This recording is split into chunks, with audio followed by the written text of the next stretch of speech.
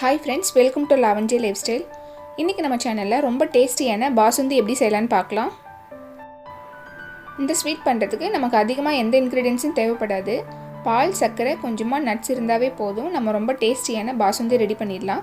இப்போ நம்ம இந்த ஸ்வீட் எப்படி பண்ணலாம்னு பார்க்கலாம்.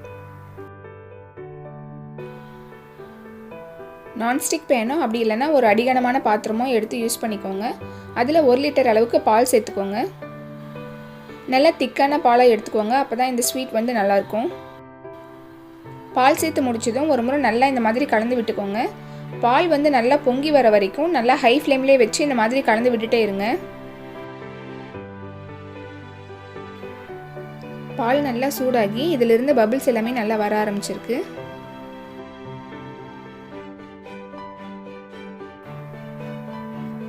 இப்போ பால் எல்லாமே நல்லா பொங்கி வர ஆரம்பிச்சாச்சு. இந்த மாதிரி பொங்கி வரும்போது நல்லா கலந்து விட்டுட்டு ஃப்ளேமை வந்து லோலிருந்து மீடியம் ஃப்ளேமுக்கு குறைச்சி விட்டுக்கோங்க. லோ ஃப்ளேம்லேயே விட்டு நல்லா கொதிக்க விடும் போது தான் பாலிலிருந்து நல்லா ஆடை ஃபார்ம் ஆகும். பாசுந்தி ஸ்வீட்டுக்கான டேஸ்ட்டை கொடுக்குறதே இந்த பாலிலிருந்து ஃபார்ம் ஆகிற பாலாடை தான். அதனால் பாலாடை ஃபார்ம் ஆகும் போது நல்லா எடுத்து விட்டு மிக்ஸ் பண்ணிகிட்டே இருங்க.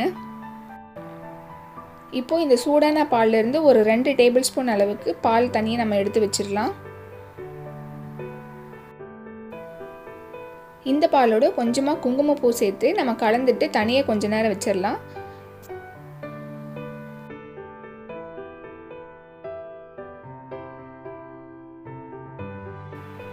திரும்பவும் அதே மாதிரி பாலாடை ஃபார்ம் ஆகும் போது எல்லாமே அதை எடுத்து விட்டு கிளறிட்டே இருங்க.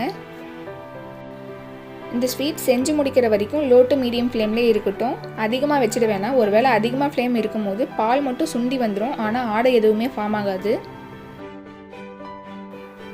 இந்த ஸ்வீட் பண்ணுறதுக்கு பொருள் எதுவும் அதிகமாக தேவைப்படாது.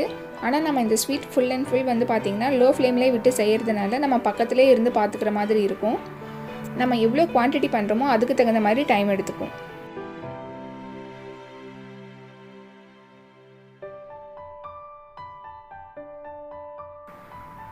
இந்த மாதிரி பாலாடை ஃபார்ம் ஆகும் போது எல்லாமே நம்ம எடுத்து விட்டு கிளறிட்டே இருக்கணும்.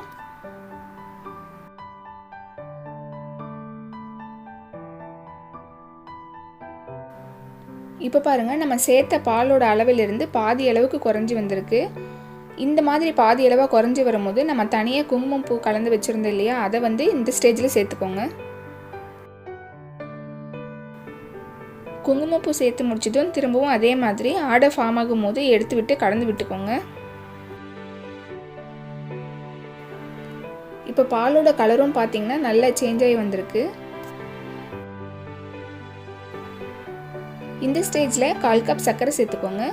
1 லிட்டர் பால் பாதியாக குறைஞ்சி வந்த பிறகு 1/4 கப் அளவு சர்க்கரை சேர்த்துருக்கேன். 1 லிட்டர் பாலுக்கு 1/4 கப் சர்க்கரை கரெக்டாக இருக்கும். இப்போ பால் வந்து பாதிக்கும் மேலே குறைஞ்சி வந்திருக்கு. இந்த ஸ்டேஜில் கொஞ்சமாக நட்ஸ் ஆட் பண்ணிக்கலாம். நான் வந்து பாதாமும் பிஸ்தாவும் எடுத்திருக்கேன். நம்ம எடுத்திருந்த பாதாம் பிஸ்தாவை சின்ன சின்னதாக கட் பண்ணிவிட்டு இந்த பாலோடு சேர்த்துக்கோங்க. நட்ஸோடு சேர்த்து சாப்பிடும் போது இந்த ஸ்வீட் இன்னுமே நல்லாயிருக்கும்.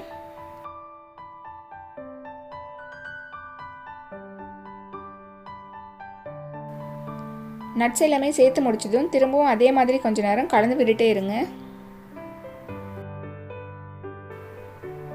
இப்போ இதோட திக்னஸ் பார்த்தீங்கன்னா கொஞ்சம் லைட்டாக இருக்குது. இன்னும் கொஞ்சம் திக்காக வர வரைக்கும் வெயிட் பண்ணலாம்.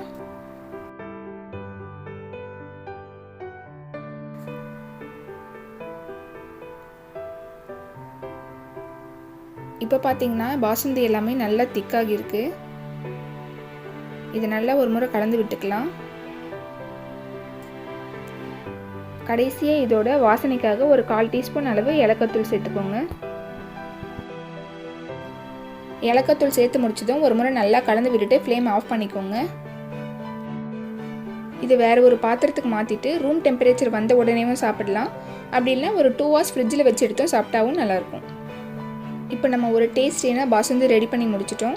கண்டிப்பாக நீங்களும் இந்த ரெசிபியை வீட்டில் ட்ரை பண்ணி பாருங்கள். இந்த வீடியோ உங்களுக்கு பிடிச்சிருந்தா லைக் பண்ணுங்கள், ஷேர் பண்ணுங்கள். மறக்காமல் நம்ம சேனலை சப்ஸ்கிரைப் பண்ணுங்கள். அப்படியே பக்கத்தில் இருக்கிற பெல் பட்டனையும் ப்ரெஸ் பண்ணிக்கோங்க. அப்போ தான் நம்ம சேனலில் போகிற வீடியோஸ் உடனே உங்களுக்கு நோட்டிஃபிகேஷனில் வரும். Thank you.